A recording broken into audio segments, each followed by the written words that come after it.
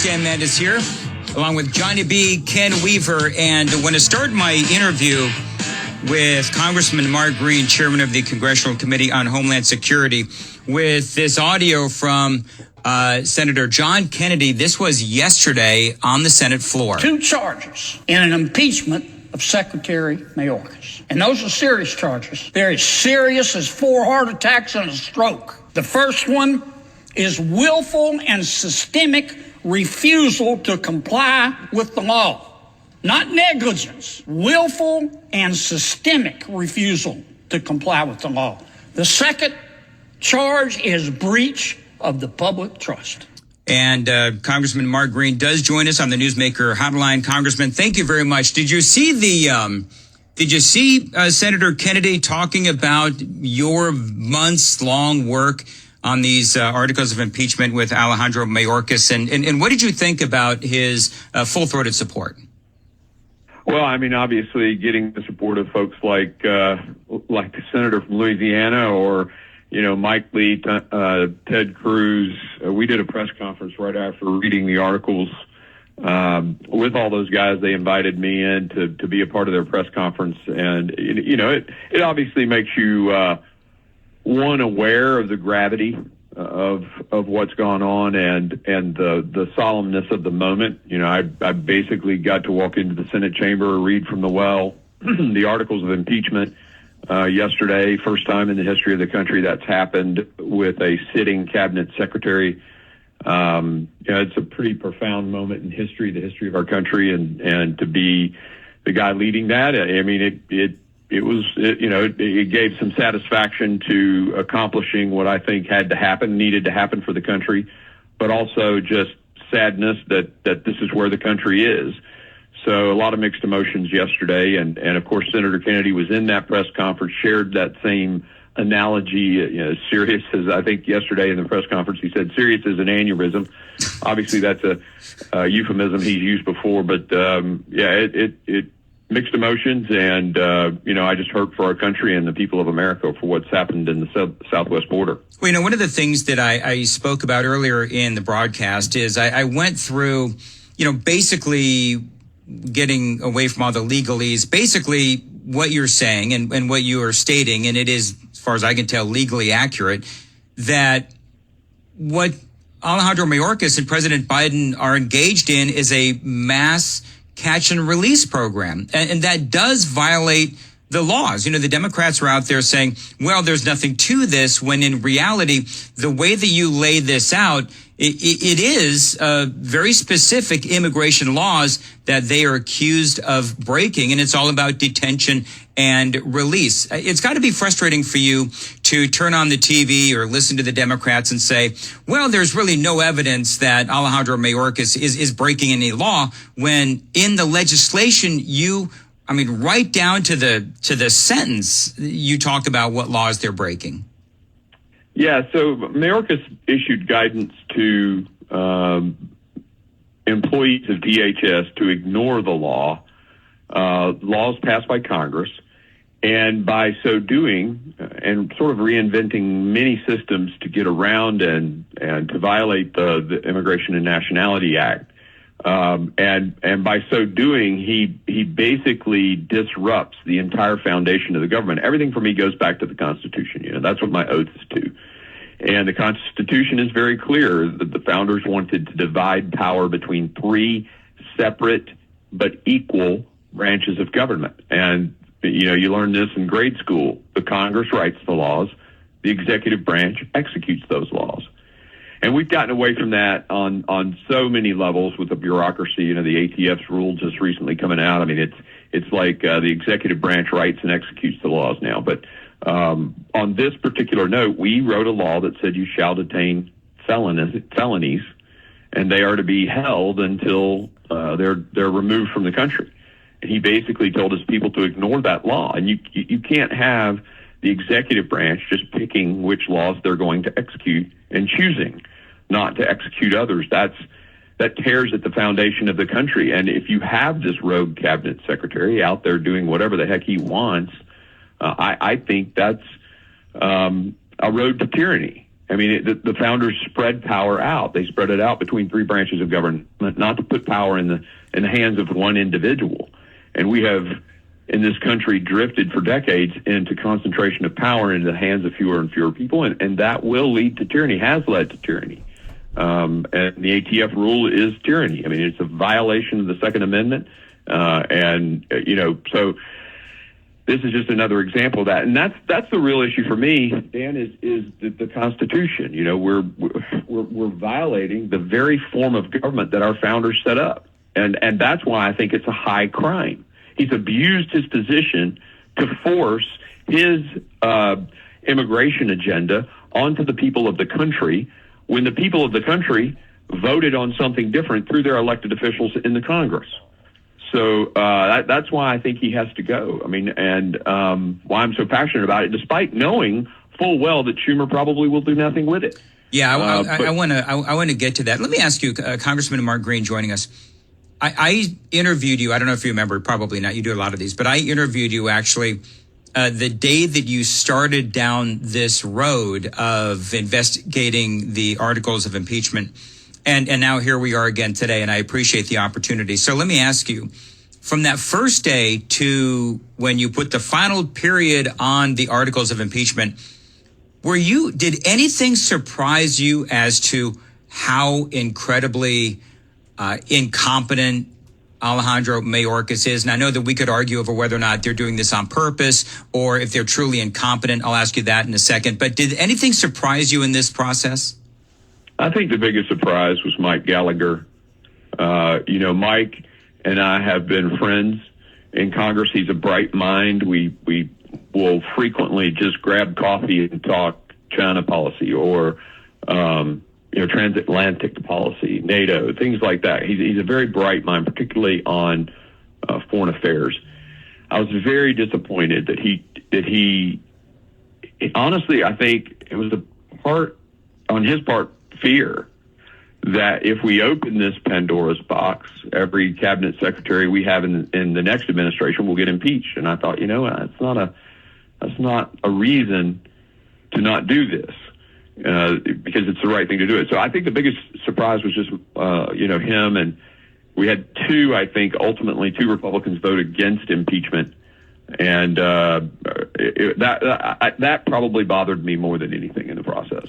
I'm just Googled. Mike Gallagher is hinting death threats, he says, may be behind his early resignation. This has become a story for, not only obviously Washington, D.C., but I mean, every state now is a border state.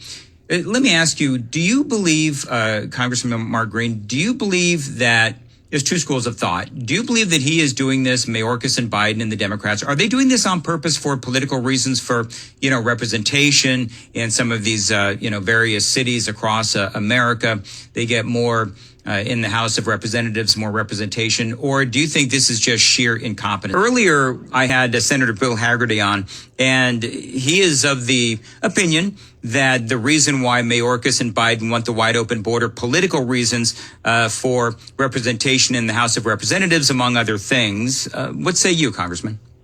Yeah, I think that's their ultimate motivation. And if you look at what Mayorkas has done, it's been engineered. I mean, this was a system created, whether it was the use of the CBP-1 app or, these cooperative agreements where they're flying, I think last year, 300,000+ from specific countries, giving them special status through the immigration process, which Congress has not passed or authorized.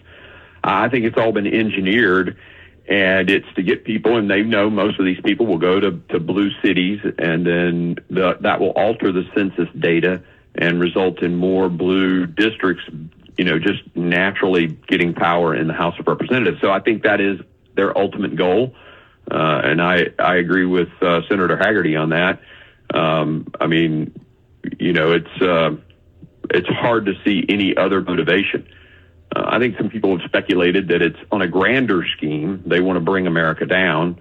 And clearly in the Democrat Party, you can see the Palestinian protests, death to Israel, death to America. These are Democrat voters.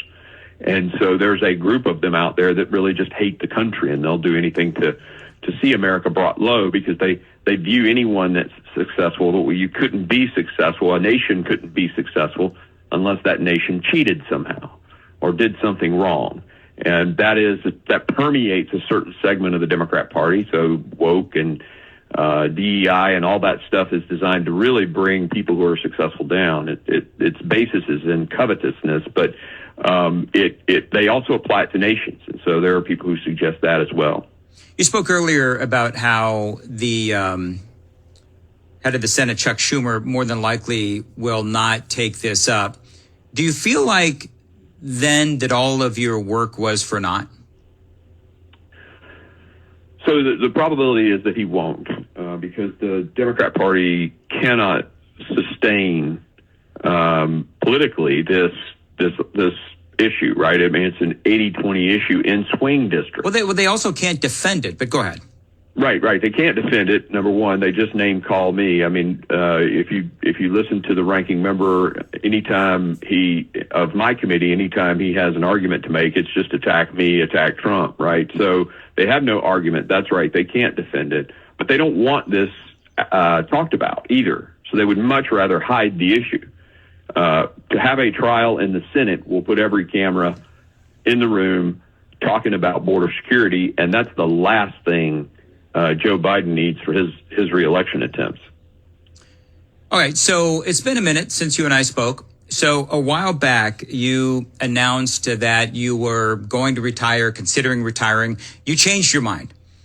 Now here you are on this day where you have done massive amounts of work, and now it's probably not going to be taken up in the Senate. On this day, do you regret that decision to unretire? Are you glad you have unretired, or what's your mindset right now? You know, what probably makes me scratch my head on that one is this whole issue of taking the speaker down again. That whole debate and the disenfranchisement and frustration in our own party, it probably leads me more toward. I expected Chuck Schumer wouldn't do anything with the impeachment articles, and I pressed forward because I thought it was my duty. And I guess in the same vein, I'm running for re-election because I feel like it's my duty.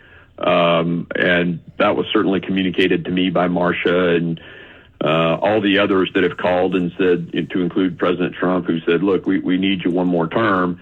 And so, what do you say to that when the former president of the United States, hopefully soon to be president again, calls you and says, look, I need you to go through this election cycle? And I'm like, okay, sir.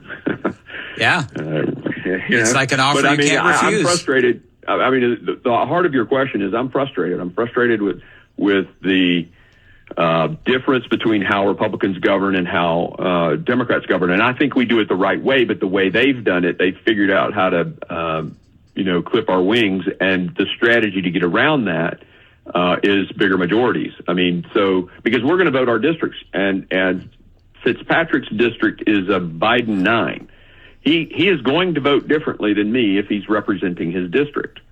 And so when Republicans take the perspective of representative government, which is what the founders wanted, and then we go against a block of ideology, they don't vote their districts on the left. Right. So when you have a thin majority, it's like, well, what do you do? And that's very frustrating to be in that situation. We're trying to do it right.